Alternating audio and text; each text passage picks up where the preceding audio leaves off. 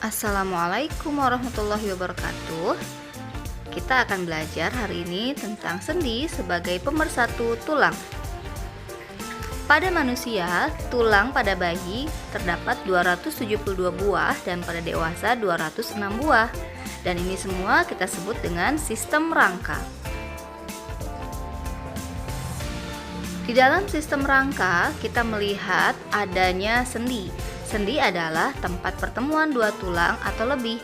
Nah, jenis-jenis sendi berdasarkan sifat gerakan yaitu ada sendi mati, sendi kaku, dan sendi gerak. Sendi mati adalah sendi yang tidak dapat kita gerakan dan terdapat pada tulang tengkorak. Sedangkan sendi kaku adalah sendi yang dapat bergerak tetapi terbatas. Sedangkan sendi gerak adalah sendi yang bisa bergerak bebas sesuai dengan fungsinya. Mari kita bahas satu persatu. Macam-macam sendi berdasarkan arah pergerakan. Sendi putar, sendi geser, sendi peluru, sendi pelana, dan sendi engsel. Sendi putar yaitu arah gerakan yang saling memutar. Ini terdapat pada tulang leher dan tengkorak. Nah, kalian bisa lihat ya, letaknya adalah antara tulang leher dan tengkorak. Arah geraknya adalah saling memutar. Nah, kita lihat juga antara tulang hasta dan pengumpil. Ya, di situ tulang hasta kemudian juga pengumpil itu bisa dikatakan sendi putar karena terjadi gerakan saling memutar. Nah, kemudian adalah sendi geser. Sendi geser, arah gerakannya saling menggeser. Nah, sendi geser terletak pada ruas-ruas tulang belakang. Nah, kita lihat dan juga terdapat pada ruas telapak kaki ya. Jadi ada dua antara ruas tulang belakang dan ruas telapak kaki. Kemudian adalah sendi peluru. Arah gerakan dari sendi peluru adalah ke semua arah.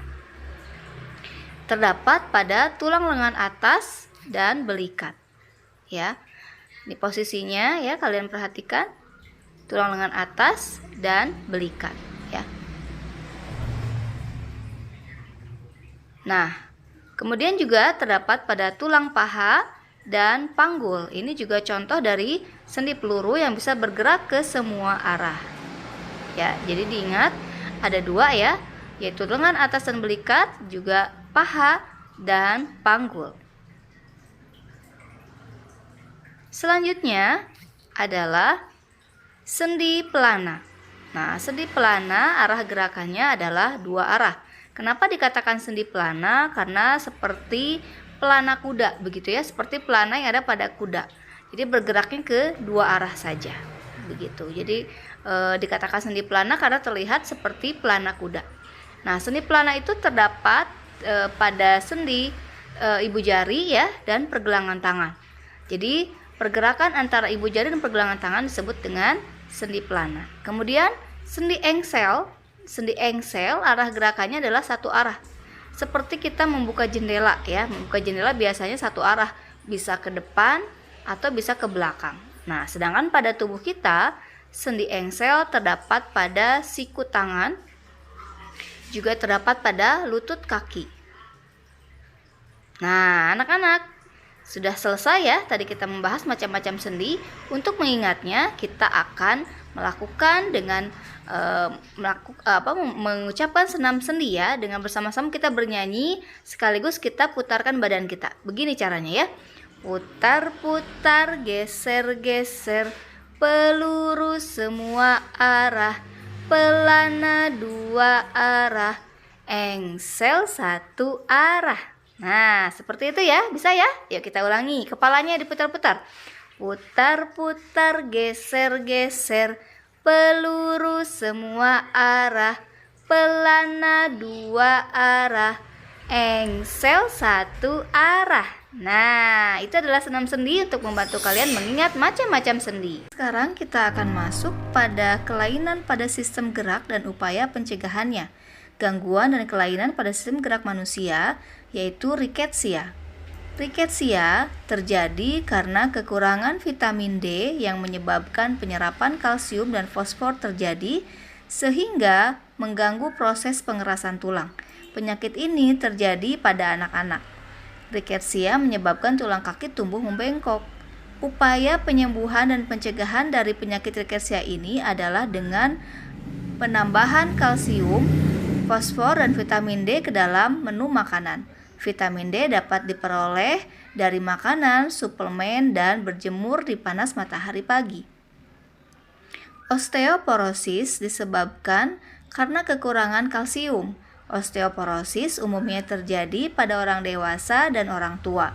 Orang tua biasanya menghasilkan lebih sedikit hormon sehingga osteoblast sebagai pembentuk tulang kurang aktif dan massa tulang pun menjadi berkurang, sehingga mengakibatkan tulang rapuh dan mudah patah.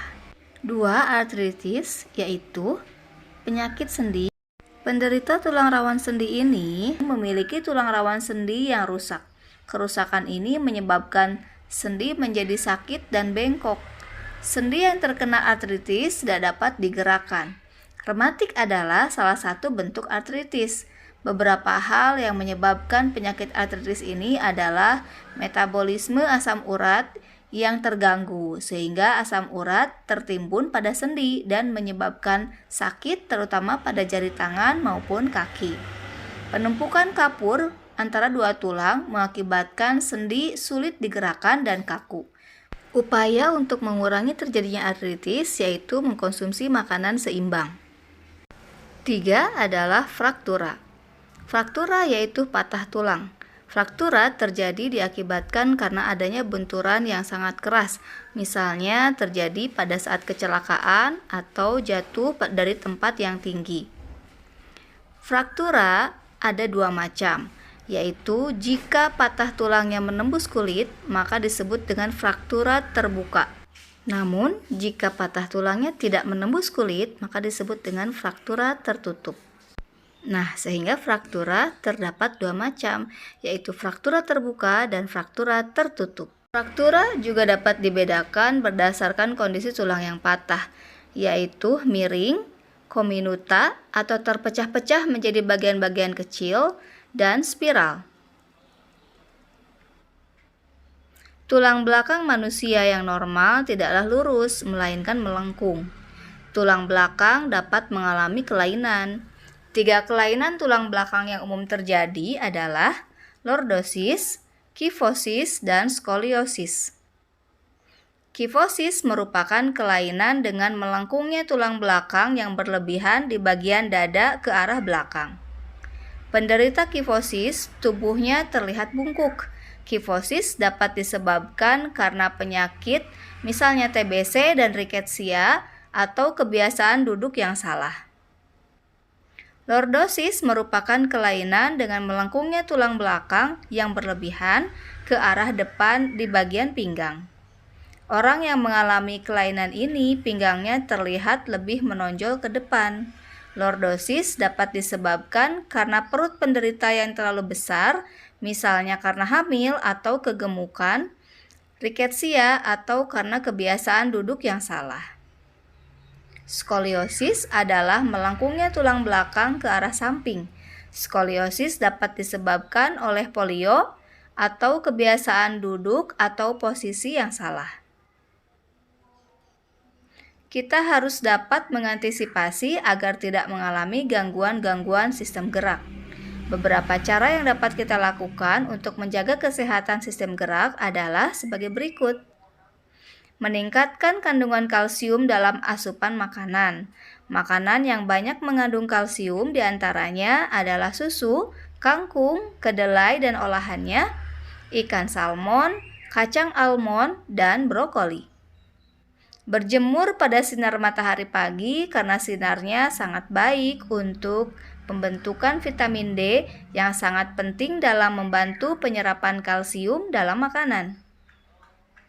Memperhatikan asupan vitamin D dengan makan makanan yang mengandung vitamin D.